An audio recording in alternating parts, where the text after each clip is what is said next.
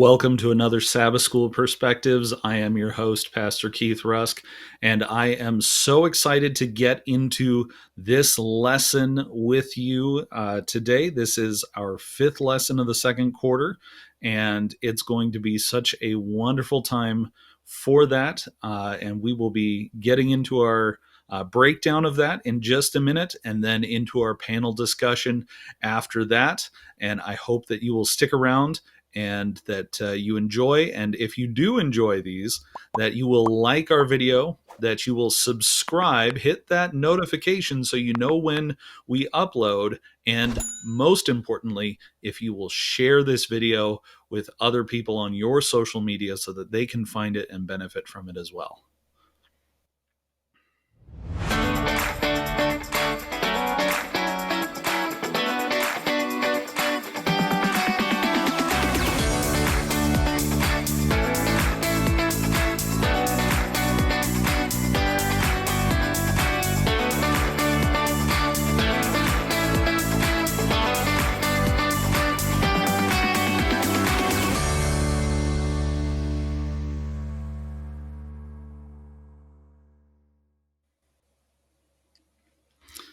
Welcome back. There's not a lot of people who view judgment as a positive thing, but the Bible shows that we have a good news to be found in the judgment.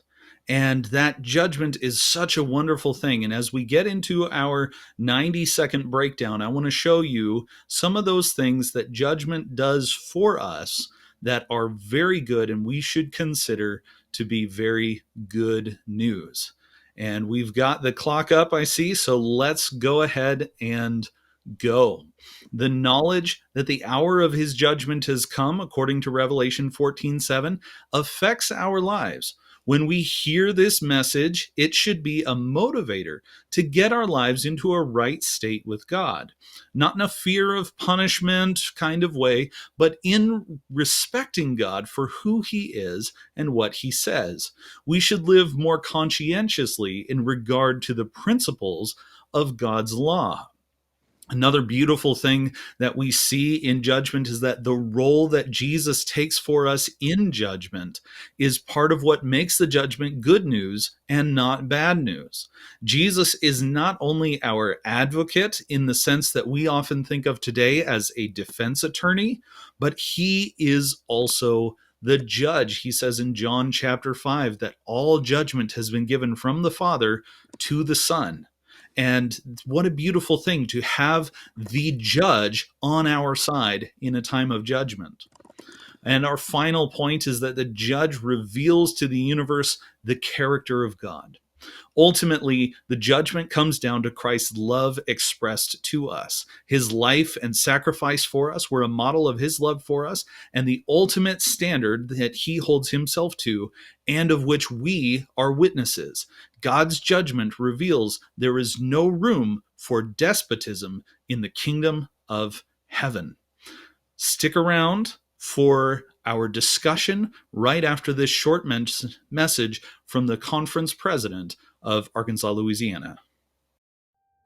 Good morning, Sabbath School. You know who I am. You've seen me on For Just a Moment, and I want to take just a moment to be able to tell you something really exciting that's going on in our conference. It's something that's near and dear to my heart as we are doing something special coming up in the city of New Orleans. We're doing citywide evangelistic meetings in New Orleans. It's going to begin April 29, and I need your help to help make this successful. I learned a long time ago that wherever there's more prayer, there is more power. And I need men and women across our whole conference, as you're in Sabbath School, to pray earnestly for the evangelistic meetings. I can tell you right now that the devil's been working hard with a lot of things behind the scenes. He's going to continue to work hard as we move forward. So I need you to pray for some things specifically. I want you to pray, if you would, for every speaker who's going to preach during these series. I want you to pray for each church that's involved. I'm going to ask you to pray particularly that our advertising goes really well, both in the mail as well as digitally. And I want you to pray for people who are sincerely looking for something in their hearts and minds. And if you would do that and pray earnestly that the Holy Spirit would be poured out, there'd be a huge harvest, we would appreciate that so very much. So thank you for letting me have just a moment to share with you about this important thing that's coming in our conference.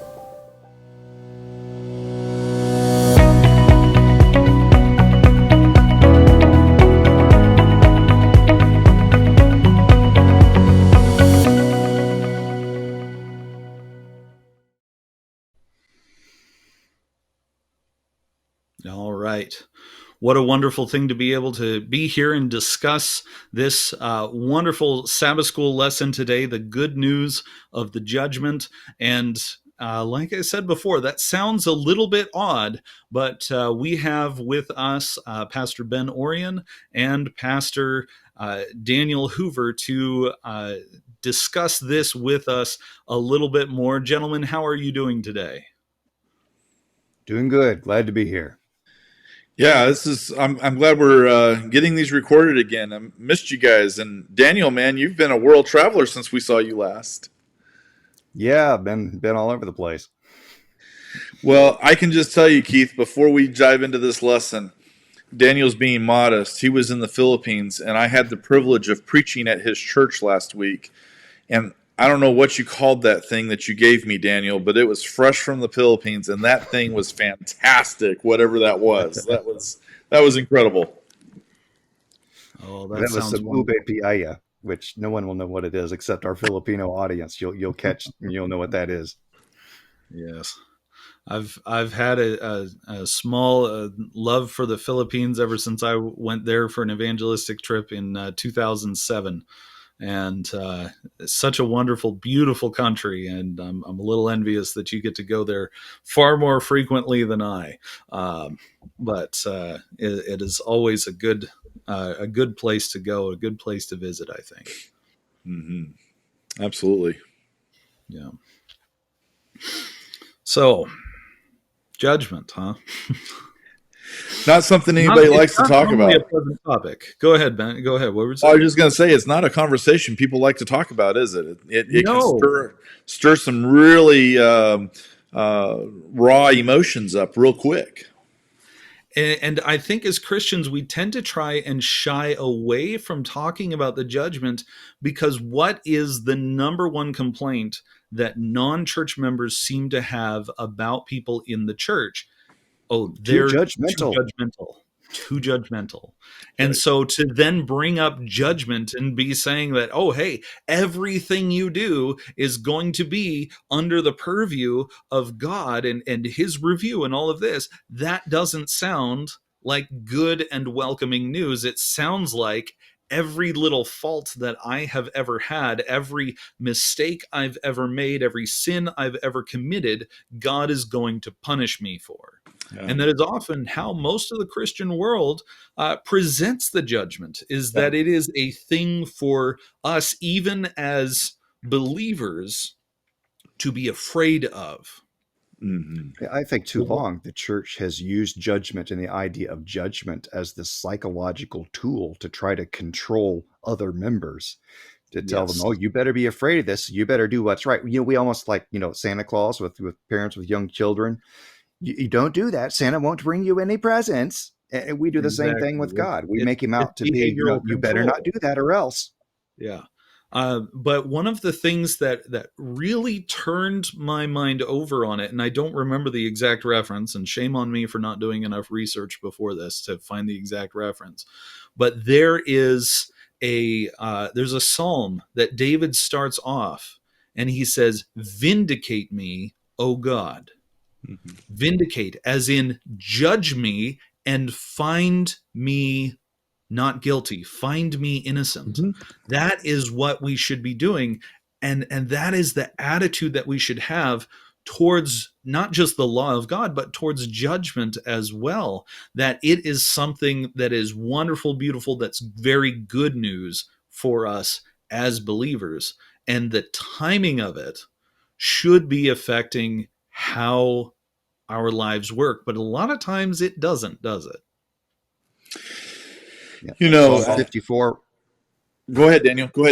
Psalm 54:1. Save me, O God, by your name, and vindicate me by your strength. Judge me. Yeah. Yeah. Well, and that's a phrase that comes up over and over throughout the Psalms. You can find it in Psalms 43 as well. Rescue me from those who are deceitful and wicked. Vindicate me, God. Rescue me from them. I wonder. I was just doing another recording earlier today for a podcast that I do with a friend, and we were discussing this idea of judgment from the book of Revelation as well, and how oftentimes, and I think you actually used the terminology just a few moments ago, Keith, behavior modification. We try to control people in the church by making sure that they're living their lives according to how we're living our lives. It really makes folks uncomfortable when we see let me rephrase that. Let me speak first person. It makes me uncomfortable when I see you doing things that I don't agree with. And Yeah. I really do believe that that's a form of immature spirituality. God has called us to a higher standard, to his standard, not to our standard or to their standard. Absolutely. Yeah, I mean, you're right on there. And one of the things you said, and you ended up talking about it there, is that it's, we're called to live to his standard, not mine. But often when we are engaging in behavioral control and behavioral modification in the church, we're not upholding God's standard. We're upholding my standard. That's right. So let me illustrate this, if I may. As a pastor for many years now in the Adventist Church, I witness this on a regular basis. Somebody comes to church who isn't, quote unquote, dressed appropriately.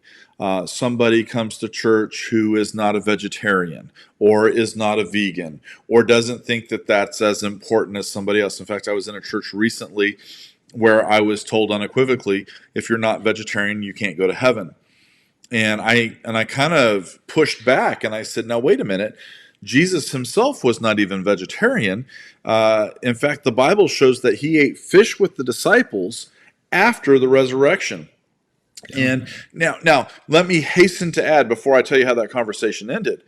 I don't believe Jesus eating fish is a prescription for us to eat fish or meat for that matter. It's just a description of what was going on, but it proves the point that Jesus himself wasn't vegetarian. This person responded to me, well, Jesus didn't have the health message yet, which... How did I know? How did I know? That's exactly what you were going to say. Yeah. I've had that exact conversation with people before, and they say, well, he didn't have the benefit of the health message or, of the book Counsels on Diets and Foods. And it's like, really? As if he's not the one who inspired, people, Sister White to write the things that end up in that book. Like, come on. We get caught up on righteousness by tofu. We get caught up on righteousness by dress. We get caught up on righteousness by, Sabbath keeping.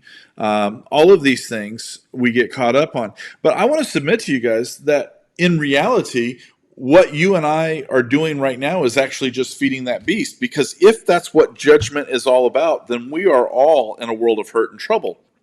But I think that the significance of the judgment is, and this is not well taught in the Adventist Church, unfortunately. I think we pastors, you guys, me, our colleagues around Arkansas, Louisiana, and around the world would do better if we would preach what the lesson brings out, and that the judgment actually reveals just how glorious and how merciful and how justice-filled Jesus really is. The judgment is not about how you and I behave. The judgment is about God and his mercy for us. Yes. Yes, absolutely. If the issue in judgment is how well I have performed, then I am lost. I'm done. Yep. Judgment is bad news. Yeah. But if the judgment is how just God is in making me righteous in his son, then the judgment is good news. Whether you think the judgment is good news or bad news, any judgment depends on whether you believe you're on the winning side or not. That's true. That's true. in general, even when we recognize, okay, that judgment is fair, if I am found in the wrong of a judgment, I'm not going to like that judgment, even if I know that it's correct. But I will find it a good thing if I am found in favor of in that judgment. So yeah, you absolutely hit the nail on the head with that. And so we have to understand and present the judgment as a positive thing. Um, I remember it was not a Sabbath school that was based upon the quarterly, but a more of a freewheeling small group Sabbath school that I was a part of once. And the Sabbath school teacher was a guest teacher that week. And she was going into John chapter 3 after verses 16 and 17. And she was saying that if we believe in God, we're not going to be judged. And I'm like, there's so much biblical evidence that goes against what you're saying. Yeah, that's right. The problem that was found there, and I think the problem that we find in our own day, in our own way of thinking today, is that the same word, the same root word in Greek, krino, is translated as judge as well as condemn. And the context of that text there is very clear that believers are not condemned in the judgment. We are judged, but we are not condemned. And we are judged as to whether or not Christ's righteousness is imparted over us and imputed to us. That's the big thing. I think Jesus himself says, I think Matthew 12, that Jesus says he is going to bring every secret thought even into judgment. Oh yeah. The idea that's not even just a New Testament thing. That's in Ecclesiastes, that every work, every secret thing will be brought to the light of judgment, whether for good or bad. But again, let's make sure that we're clear for our listeners, because again, I feel very strongly that we have focused so much on the behavior mechanism of this issue that we're missing the bigger picture here. So let me see if I can just offer an illustration of how this works. If God's going to bring my thoughts, my works, my deeds into judgment, how is the judgment not about me and still about him? And the answer is this way. Let's say, for the sake of argument, that time has passed and now we're all in heaven. We're all there with Jesus in the kingdom. And Daniel, heaven forbid, but you look around and you notice that Pastor Ben isn't there. And so you go over to Pastor Keith and you say, Keith, I'm looking for Ben. I don't see him anywhere. Have you seen him? And Keith says, man, I haven't seen him either. Let's go look around. So y'all start looking around, and finally you go to the Lord and you say, Lord, where's Ben? Of all the people, we thought Ben would be here with us. Where's Ben? And the Bible actually shows us that there is a book of deeds in heaven. And the Bible lets us understand that the judgment that takes place is when you are shown by God in the book of deeds. And God says, didn't I do everything that I could to save Ben? And you actually, in that moment, are not judging Ben, you're judging God to make sure that God's judgments were truthful, that they were honest, that they were merciful. And you say, wow, we had no... Now, again, this is supposed, this is not for real. Heaven forbid if it were, I plan to be there. But this judgment is about God trying to save humanity. The judgment is a response to Lucifer's claim that God can't be trusted. Yeah, absolutely. And I think it's one of the things we get wrong a lot is that we put ourselves on trial rather than God's character on trial, which is really what the accusations are against. Daniel, you had something you were about to say there. Yeah, I would just say, and that whole dynamic is what leads to what Ben was talking about earlier with I have one opinion of how you should eat, someone else has a different opinion of how you should eat, and we get at odds with each other.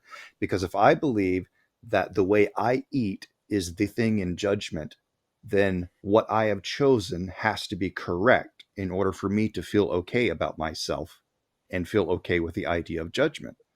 So if Yeah. someone else in the church is eating differently and the church or everybody seems to be okay with that, then that condemns my opinion. And therefore, I'm not Mhm. right anymore. And I don't feel like I'm okay anymore. And so I feel bad about myself. So I have to make everybody look like me in order to feel like I'm okay with the judgment. And the whole thing just snowballs into this self defeating feedback loop.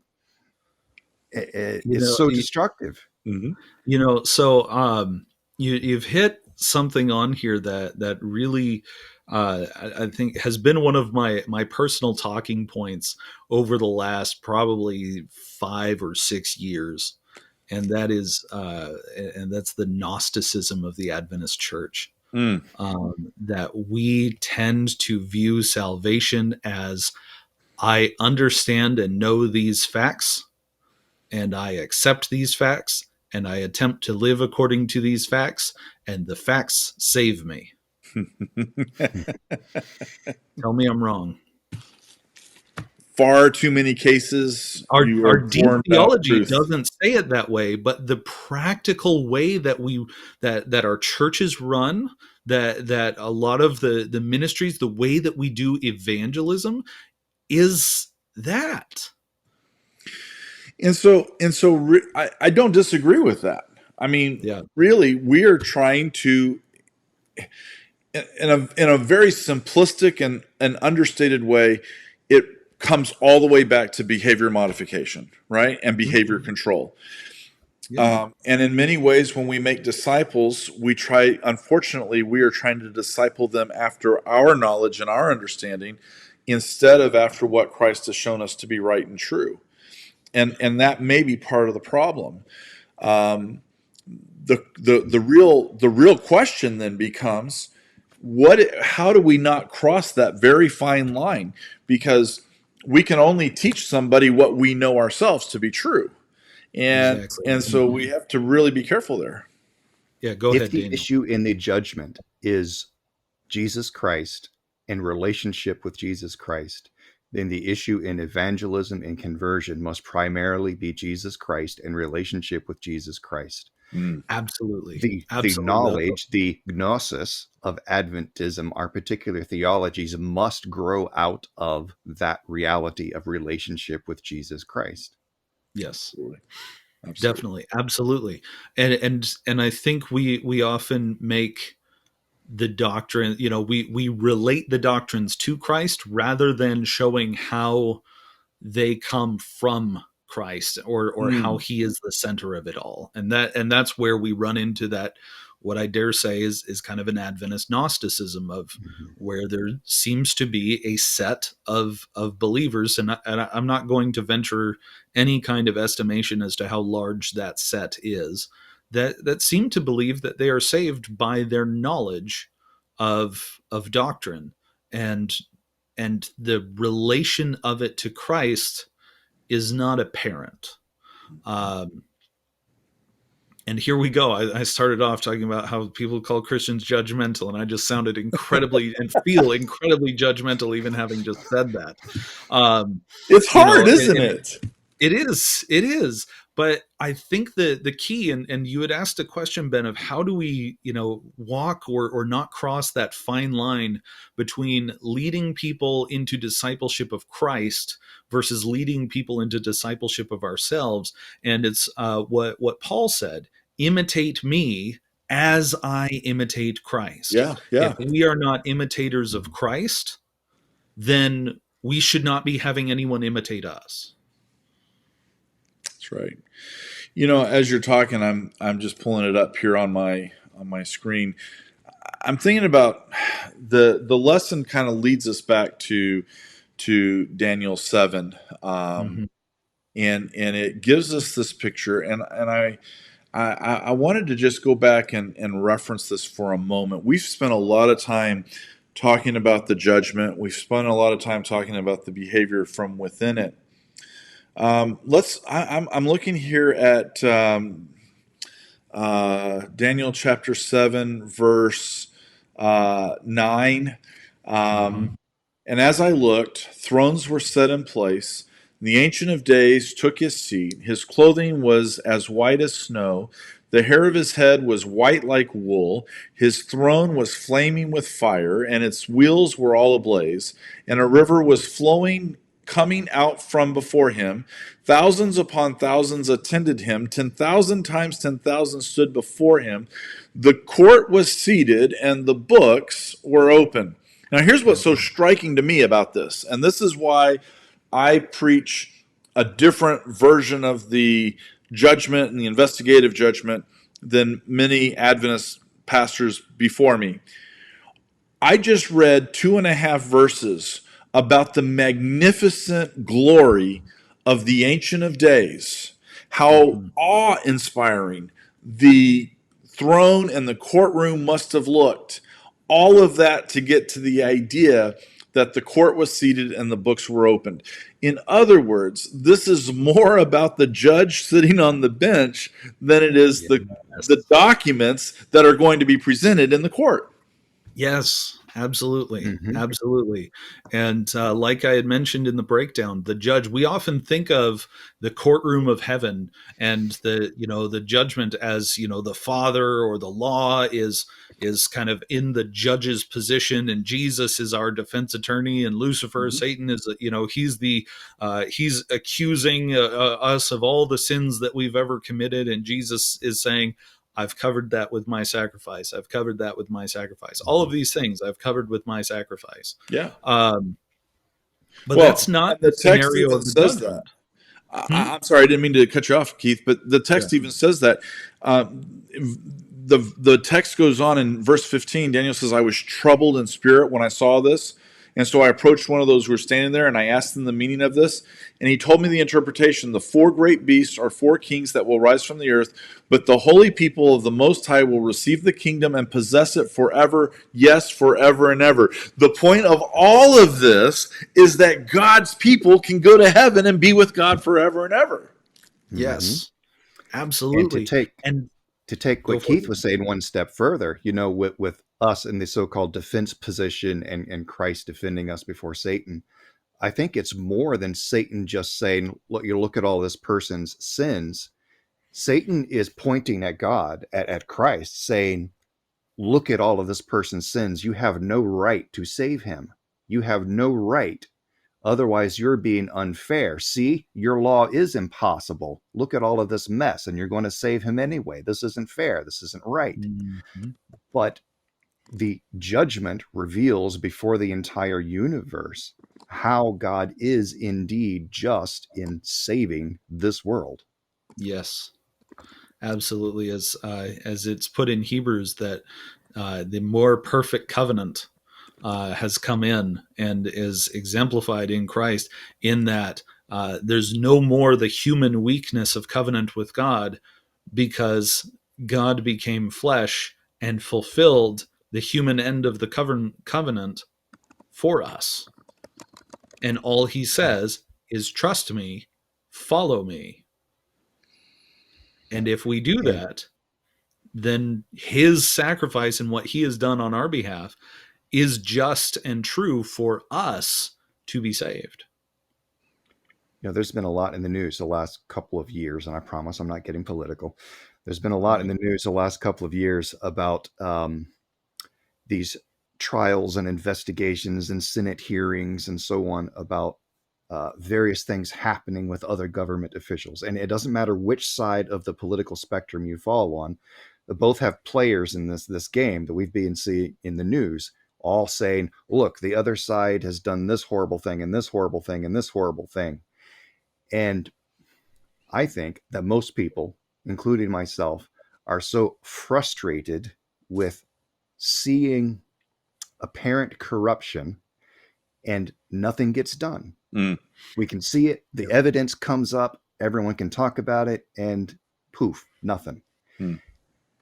And the world, let's say the universe, is standing by. They're now seeing Satan accusing God of all of these things and dragging up our lives as evidence, saying, look at this horrible thing, look at this horrible thing, look at this horrible thing. How could God possibly allow these people to live? How can he possibly take them to heaven and still have a happy universe and still say he's a God of laws? And Satan is spewing all of this stuff, just like these people in the news are spewing all of the stuff against whatever side in the political arena. And the judgment is the moment when everything is finally laid out and there is actually finally a verdict and an answer and everything is finished and done. I mean, how incredible will it be for this to all be finally finished, and every single person, no matter which side of the judgment they fall on, say, yep, this is just. This is actually right. Absolutely. And how much would we love to see those who we perceive as being corrupt, those who are being accused of being corrupt? How much would we love to see all of the evidence brought to the light and have all of this evidence brought to light and the full facts and truth of the matter be revealed? And I think every single person would love to see that there is no corruption in the government that they are under. And that is one of the beautiful things that we see in the judgment of God, is that we will see, and all of the universe will see, there is no corruption, there is no despotism in the kingdom of God. Right. He is right and righteous, and we are out of time.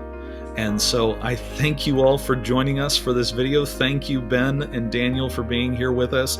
Again, remember to like and share, and even just a simple like, whether this is posted on our Facebook page or even just liking it on our YouTube channel, is being an evangelist. Sharing is being a digital evangelist. And so I want to encourage you to be a digital evangelist today, to share that good news that the judgment is not about my sin.